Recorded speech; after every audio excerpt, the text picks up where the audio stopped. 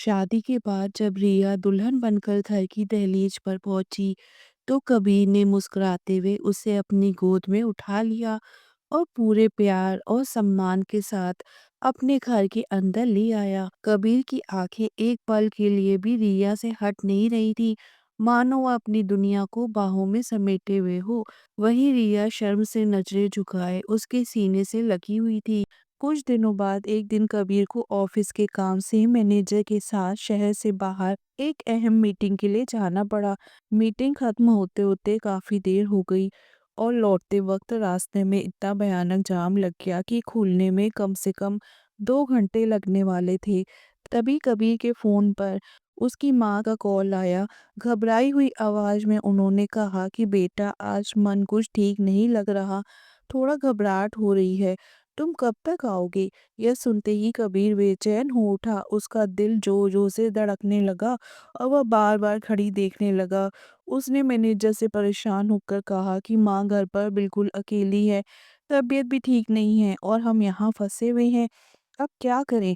Manager ने बिना देर किए रिया को फोन लगाया और कहा कि रिया, मुझे आपसे एक मदद चाहिए, अगर आपके लिए संभव हो तो। रिया ने तुरंत जवाब दिया कि सर, अगर मेरे बस में हुआ तो जरूर करूंगी। तब मैनेजर ने पूरी बात समझाई कि हम लोग मीटिंग से लौट रहे हैं और जाम में फंसे हैं। सर की माँ घर पर अकेली है और उनकी तबीयत ठीक नहीं लग रही है। क्या आप जाकर देख सकती हैं? जरूरत पड़े तो डॉक्टर को बुला लीजिएगा या अस्पताल ले जाइएगा, ड्राइवर आपको घर तक छोड़ देगा। रिया ने एक पल भी नहीं सोचा, अपने घर फोन करके हालात बता दिए और बिना किसी सवाल के मदद के लिए निकल पड़ी। उसके मन में उस वक्त कोई पद, कोई बॉस नहीं था, बस एक माँ थी जिसे उसकी जरूरत थी। रिया जब कबीर के घर पहुंची तो बाहर तेजी से गाड़ी अंदर दाखिल हुई। वॉचमैन पहले से अलर्ट था। दरवाजा खुलते ही रिया ने शालीनता से कहा कि मैं रिया सक्सेना ऑफिस से आई हूँ। अनिल सर का फोन था। उसे अंदर जाने की इजाजत मिल गई। भीतर पहुंची तो कविता जी गुमसुम सोफे पर बैठी हुई थी। रिया ने बिना देर किए उनके पैर छुए आशीर्वाद लिया और प्यार से बोली कि मैं रिया हूँ, सर को आने में थोड़ी देर हो जाएगी, उन्होंने मुझे भेजा है। आप ठीक तो है ना? इतनी चुप क्यों बैठी हैं? पहले तो कविता जी की आंखें भर आई, लेकिन रिया के अपनेपन और सादगी ने उन्हें जैसे बोलने का सहारा दे दिया। कुछ ही पलों में वे उससे ऐसे घुल मिल गईं जैसे बरसों का रिश्ता हो। रिया ने खुद दवाइयाँ निकाल कर उन्हें दी, हल्का खाना खिलाया और पास ही सोफे पर बैठ गई। बाहर रात गहरी हो चुकी थी, लेकिन कविता जी का मन अब पहले जैसा अकेला नहीं था। रिया के स्नेह में उन्हें सुकून मिलने लगा और वह कमरे में जाकर लेट गई और पता ही नहीं चला कि उनकी आँख कब लग गई। तभी दरवाजा खुला और कबीर अंदर आया।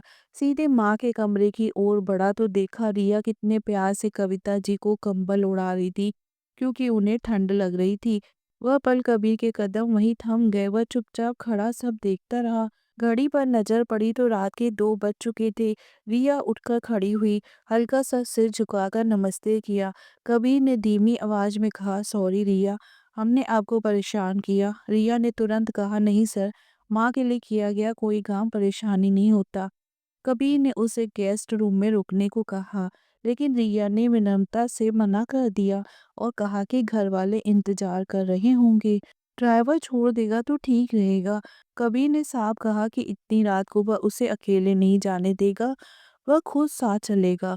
और उसी पल रिया को एहसास हुआ कि ये आदमी जितना बाहर से सख्त दिखता है, भीतर से उतना ही जिम्मेदार और संवेदनशील भी है।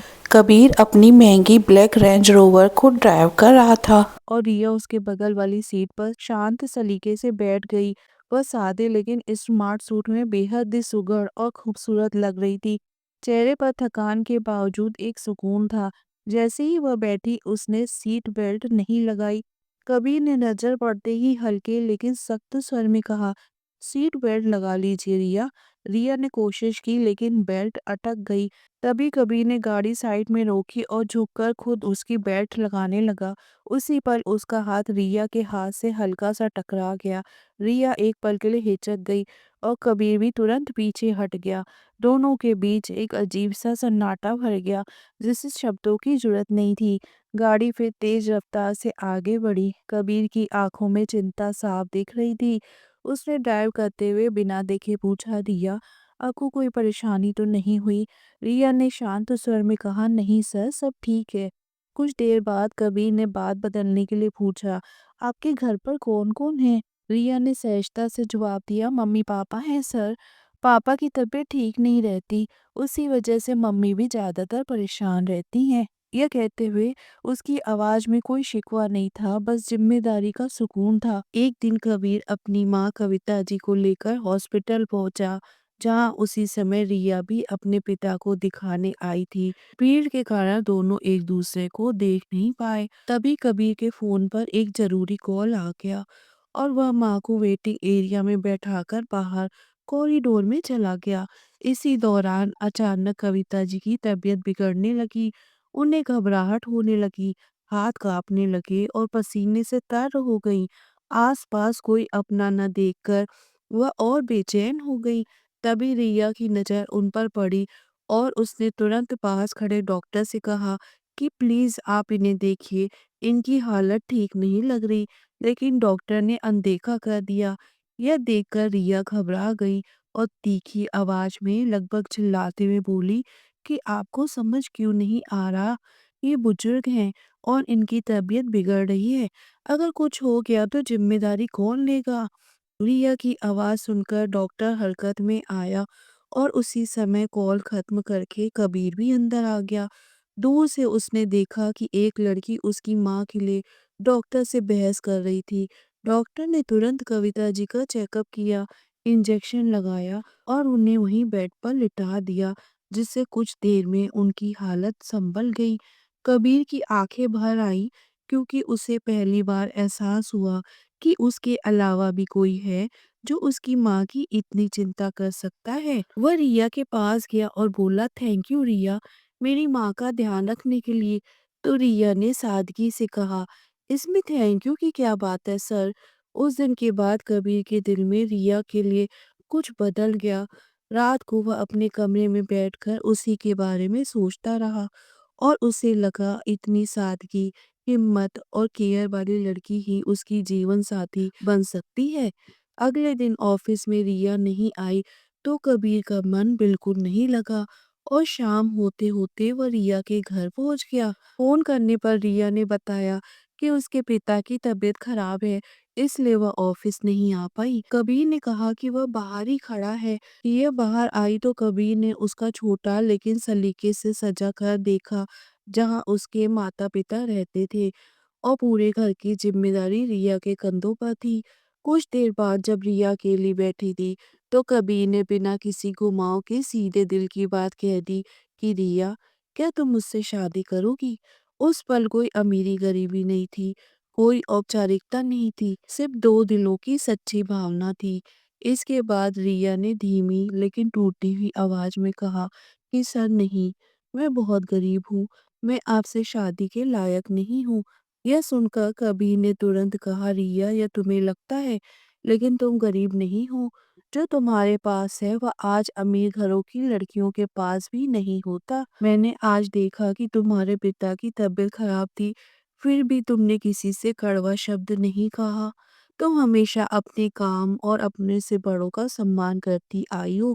मैंने तुम्हें हर बार सिर्फ अच्छाइयों के साथ ही देखा है। फिर तुम गरीब कैसे हो सकती हो रिया? पैसों से गरीब होना गरीबी नहीं होती, दिल से गरीब होना गरीबी होती है और तुम दिल से बहुत अमीर हो।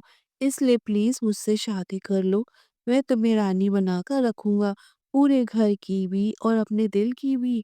तुम्हारे जैसी लड़की मैंने पूरी दुनिया घूम ली, लेकिन आज तक नहीं देखी। प्लीज़ रिया, मुझसे शादी कर लो।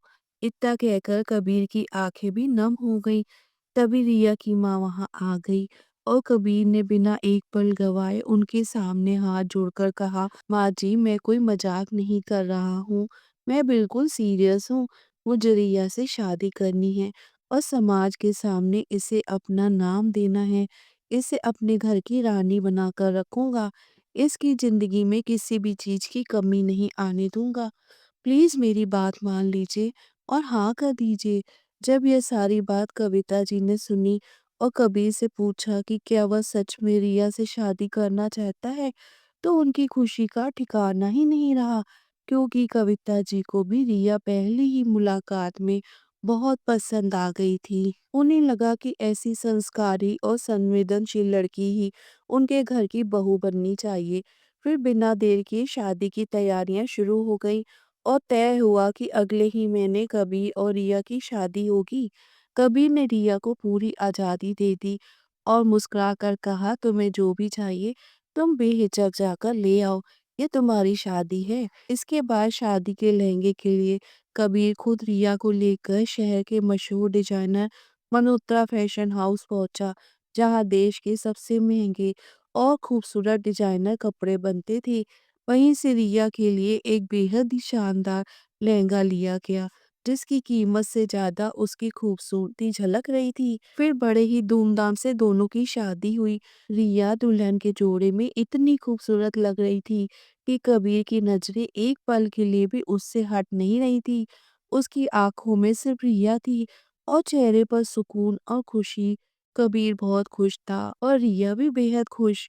वह मासूम सी लड़की आज अपनी अच्छाइयों का फल पा चुकी थी।